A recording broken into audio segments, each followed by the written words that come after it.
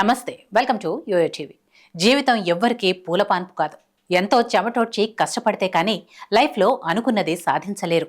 ఒకసారి మన చుట్టూ సక్సెస్ని సాధించిన వారిని చూస్తే వారు ఎంతలా వారి జీవితంలో కష్టపడ్డారో, ఎన్ని ఒడిదుడుకుల్ని తట్టుకొని ఆ స్థాయికి చేరుకున్నారో మనకు తెలుస్తుంది. ఇదంతా ఎందుకు ప్రస్తావించాల్సి వస్తుందంటే, Chhaava hero Vicky Kaushal light bye నుండి తన సినీ ప్రస్థానాన్ని ప్రారంభించి బాలీవుడ్ స్టార్ హీరోగా సినీ ఇండస్ట్రీలో సినీ ప్రేక్షక హృదయాల్లో మంచి స్థానాన్ని సంపాదించుకున్నాడు.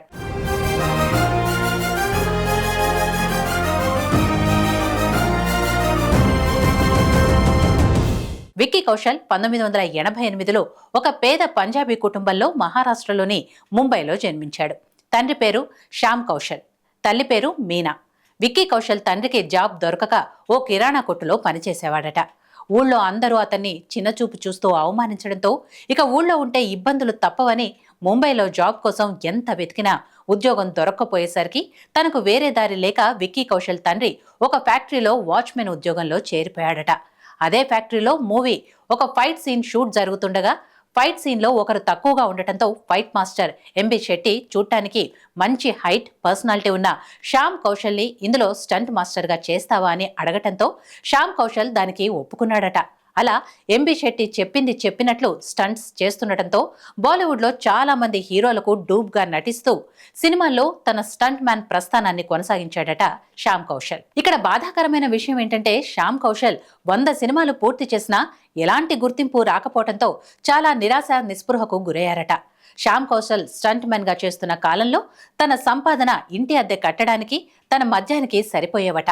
అలా తన కుటుంబం ఆర్థిక ఇబ్బందుల్లో ఉండగా అతని భార్య వీణా సింగ్ ఓ హాస్పిటల్లో ఉద్యోగంలో చేసి ఇంటి బాధ్యతలకు సహకరించిందట.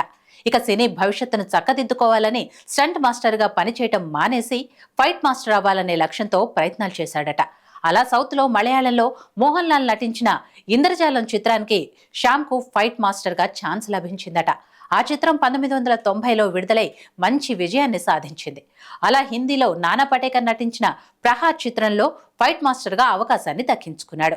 ఇక విక్కీ కౌశల్ స్కూలింగ్ అంతా ముంబైలో జరిగింది. విక్కీ కౌశల్ సమ్మర్ సెలవుల్లో తన తండ్రితో పాటు సినిమా షూటింగ్లకు వెళ్తుండటంతో అతనికి సినిమా దర్శకత్వంపై ఇష్టం ఏర్పడి డైరెక్టర్ అవ్వాలని డిసైడ్ అయ్యాడట. సినిమా సెట్లో డైరెక్టర్ అందరినీ కమాండ్ చేయటం చూసి ఆ నిర్ణయం తీసుకున్నాడట. ఇంట్లో ఆర్థిక సమస్యలు ఉండటంతో తన చేతి ఖర్చులకు డబ్బులు సంపాదించాలని సినిమా సెట్లో లైట్ బాయ్గా జాయిన్ అయ్యాడట విక్కీ కౌశల్. అలా తనకు వచ్చే 500 బేటాలని కొంత పుస్తకాలకు, కొంత డబ్బు తమ్ముడికి, అందులో కొంత డబ్బు కుటుంబానికి ఖర్చు పెడుతూ సహాయపడేవాడట. కుటుంబ ఆర్థిక పరిస్థితి సక్రమంగా లేదని, ఇలా సినీ పరిశ్రమలో పనిచేస్తే లైఫ్ సెట్ అవ్వదని, తన చదువు పూర్తి చేయాలని తండ్రి గట్టిగా మందలించాడట. అలా కుటుంబ పరిస్థితుల్ని, తండ్రి బాధల్ని అర్థం చేసుకున్న విక్కీ కౌశల్ లైట్ బాయ్గా వెళ్లటం మానేసి పూర్తిగా తన మనసుని చదువుపై కేంద్రీకరించాడట. రాజీవ్ గాంధీ ఇన్స్టిట్యూట్ ఆఫ్ టెక్నాలజీస్లో ఇంజనీరింగ్ పూర్తి చేశాడు. తన తండ్రి కూడా ఫైట్ మాస్టర్గా Nayak, Paisa Vasool, black Friday, water, Hrithik రోషన్తో క్రిష్ సిరీస్ చేస్తూ 100 సినిమాలకు ఫైట్ డైరెక్టర్గా పనిచేసి బాలీవుడ్లో స్టార్ ఫైట్ మాస్టర్గా మంచి గుర్తింపు సాధించాడు విక్కీ కౌశల్ తండ్రి శ్యామ్ కౌశల్. ఇక ఇంజనీరింగ్ పూర్తి చేసిన విక్కీ ఐటీ కంపెనీలో సాఫ్ట్వేర్ ఉద్యోగిగా జాయిన్ అయ్యాడట.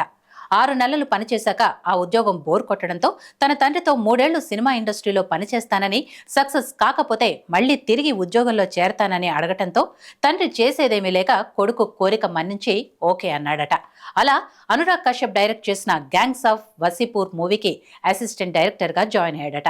ఈ చిత్రంలో బీహార్లో జరిగే అక్రమ ఇసుక వ్యాపారాన్ని చూపించే సీన్స్ ఉండటంతో ఇసుక క్వారీ సీన్స్ ని రియల్ గా షూట్ చేస్తే బాగుంటుందని అనురాగ్ కశ్యప్ తనతో పాటు అసిస్టెంట్ డైరెక్టర్గా ఉన్న విక్కీ కౌశల్ని బీహార్ తీసుకువెళ్లి షూట్ చేస్తుండగా ఇసుక క్వారీలో ఉన్నవారు వీరిని చుట్టుముట్టి కెమెరాను పగలగొట్టి చితకబాదారట.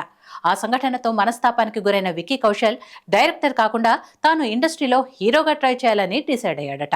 అనురాగ్ కశ్యప్ తన తండ్రి సహకారంతో కిషోర్ నమిత్ కపూర్ ఫిలిం ఇన్స్టిట్యూట్లో యాక్టింగ్ కోర్సులో చేరిపోయాడు. ఇతనిలో ఉన్న యాక్టింగ్ స్కిల్స్ ని గమనించిన అనురాగ్ కశ్యప్ లవ్ సూతే చికెన్ ఖురానా చిత్రంలో విక్కీ కౌశల్కి ఒక చిన్న పాత్ర ఇచ్చాడు. 2012లో మసాన్ చిత్రంలో నటించాడు. ఆ మూవీ మంచి సక్సెస్ సాధించింది. రాజీ మూవీలో అలియా భట్తో కలిసి నటించగా ఆ చిత్రం అద్భుత విజయాన్ని అందుకుంది. ఇక దాంతో హీరోగా విక్కీ కౌశల్ వెనక్కు తిరిగి చూసుకునే పరిస్థితి రాలేదు. ఆ తర్వాత యూరి ది సర్జికల్ స్ట్రైక్ మూవీతో అమాంతం అతని గ్రాఫ్ పెరిగిపోయింది. 2019లో విడుదలైన ఈ చిత్రం 44 కోట్ల బడ్జెట్తో నిర్మించబడి 350 కోట్ల కలెక్షన్స్ ని సాధించింది.